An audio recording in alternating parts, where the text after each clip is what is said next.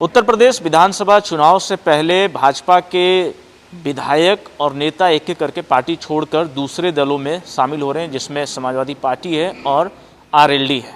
ऐसे में हमारे साथ राष्ट्रीय लोक दल के राष्ट्रीय महासचिव त्रिलोक त्यागी जी मौजूद हैं, उनसे बातचीत करते हैं। त्यागी जी, एक एक करके ठीक विधानसभा चुनाव से पहले जब आचार संहिता लगती है तो विधायक और मंत्री जो है छोड़कर आपके पास आ रहे हैं, समाजवादी पार्टी के पास आ रहे हैं। देखिए, ये इस बात का सबूत है कि एक तो गठबंधन की हवा चल रही है, अखिलेश यादव और जयंत चौधरी की प्रदेश में हवा चल रही है, और दूसरा ये कि सबका दम घुट रहा था, कोई उनसे बात नहीं कर रहा था, मिनिस्टरों से बात नहीं कर रहा था, एमएलओ से बात नहीं कर रहा था। तो भारतीय जनता पार्टी एक तानाशाही रवैया अपनाएगी। ये लोकतंत्र का बहाना करते हैं और तानाशाही रवैया अख्तियार करते हैं, इस वजह से इनके लोग छोड़ रहे हैं, हमारे साथ आ रहे हैं।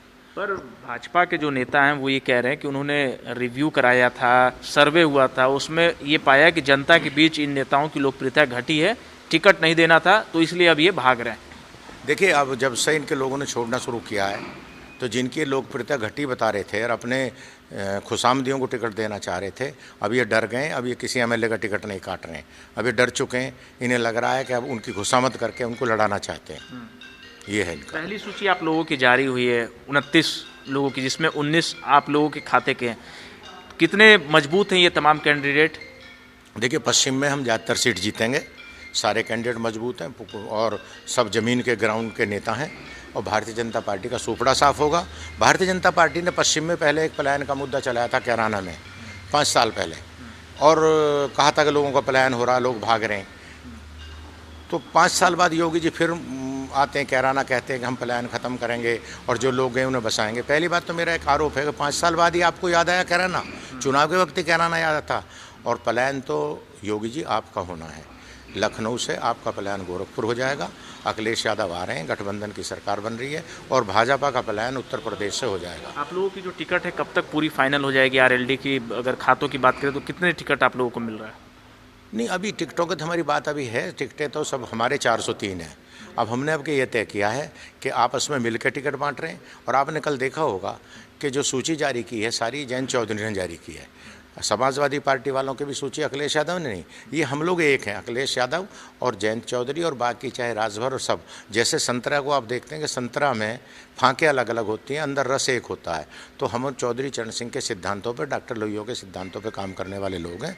हम सब एक लोग हैं, और हम अपना मिलकर हम 403 सीटों पर ही सूची जारी करेंगे। कोई हमारा ये नहीं, ये लोग भी चुनाव लड़ने वाले हैं इस बार? नहीं, जयंत चौधरी चुनाव ही लड़ेंगे। जयंत चौधरी हमारे राष्ट्रीय अध्यक्ष हैं, बड़े नेता हैं, वो चुनाव लड़वाएंगे। कैंप हम जो उसके लिए काम करेंगे, अपने लोगों को जिताने का काम करेंगे। एक आखिरी सवाल है मेरा त्रिलोक जी, मंदिर का मुद्दा बीजेपी की तरफ से बनाया जा रहा है, तो आपको लगता है कि बड़ा मुद्दा होगा? मंदिर का, अयोध्या का जिक्र कर रहे हैं, मथुरा का जिक्र कर रहे हैं, काशी का जिक्र कर रहे हैं। देखिए, मंदिर हम लोगों के एक आस्था का केंद्र है। मंदिर हमारे घर में सब लोगों ने, हमारे जितने भी हमारे परिवारों में औरतें हैं, सब मंदिर बनाती हैं, पूजा करती हैं। उसमें राम, कृष्ण, शिव सब की हम भक्ति करते हैं। मैं भी शिव भक्त हूँ, मैं भी राम को मानता हूँ। और राम, मेरे राम में और योगी जी के राम में फ़र्क है। मेरा राम है रघुपति राघव राजा राम, और ईश्वर अल्लाह तेरे नाम। इनका राम, लो राम का नाम, और वोट लेके कर दो सामने वाले का काम। ये राम के नाम पर वोट मांगते हैं। हम राम को आदर्श मानते हैं, हिंदुस्तान में एक आदर्श के केंद्र हैं। ये फ़र्क है। ये कहते हैं कि मथुरा में जाएंगे, काशी में कॉरिडोर बनेंगे, अच्छी बात है, आप बनाइए, करिए, पर मथुरा में तो कृष्ण जी के बहुत मंदिर बने हुए हैं। मैं भी जा चुका हूँ, कृष्ण जी के कितने ही मंदिर हैं, एस्कॉन वालों ने बना रखा है। आप रोजगार के मंदिर क्यों नहीं बनाते? आपने पूरे 5 साल में योगी जी एक फैक्ट्री लगाई हो देश में, प्रदेश में, तो मुझे बताइए, मोदी जी बताएं कौन सी फैक्ट्री 7 साल में लगाई है? रोजगार का मंदिर नहीं बनाएंगे। कभी कहीं बद्रीनाथ में जाके, केदारनाथ में बैठेंगे फ़ोटो खिंचवाने के लिए? आप मंदिर, ठीक है, मंदिर हमारी पूजा का आस्था केंद्र है, पर हमारा पेट, हमारा लालन पालन, देश तो रोजगार के मंदिर से चलता है। आपने रोजगार के मंदिर नोटबंदी में बंद कर दिए। अगर आप मथुरा में 100 रोजगार के मंदिर बनाओगे तो 50,000 लड़कों को, आसपास के लोगों को काम मिलेगा। और हमारी मांग है कि बेरोजगार नौजवानों को 50-50 लाख रुपए बिना ब्याज पे दो, और वो साबुन, कपड़ा, जूता, दिया सलाई। तो आप ऐलान करेंगे ना, क्योंकि अब तो आप कह रहे हैं परिवर्तन हो रहा है, सरकार आपकी आ रही है, तो आप अब ऐलान करेंगे? हम बेरोजगार नौजवानों को काम देंगे, और हम कम से कम 5 साल में 1 करोड़ लोगों को काम देंगे। ये हमने तय किया।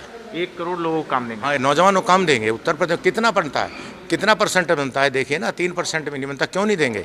यानी काम नहीं लगा, इनको हम बेरोजगारी में लगाएंगे, इनको स्मॉल स्केल लगवाएंगे। अरे साबुन क्यों बनाएगा टाटा? साबुन क्यों बनाएगा? साबुन क्यों नहीं गांव का लड़का बनाएगा? पेंसिल, दिया, सलाई, इस पर भी लोगों को लगाने का हम काम करेंगे। और हम चौधरी चरण सिंह जी की जो नीति थी कि हाथ से काम करो, जो काम हाथ से हो सकता है उसे बढ़ावा दो, हम गांधी जी की नीति को बढ़ाएंगे, लघु उद्योग को बढ़ावा देंगे, हम ये काम करेंगे। हमारा नौजवान, अपने किसान अपने खेत की ट्वेल्व पे, अपने घेर में और अपने घर में लघु उद्योग लगाए, वहाँ अपनी पत्नी को, अपने भाई को, अपने पड़ोसी को, अपने रिश्तेदारों को काम दे, तब बेरोजगारी मिटेगी। बेरोजगारी अपराध की जननी है।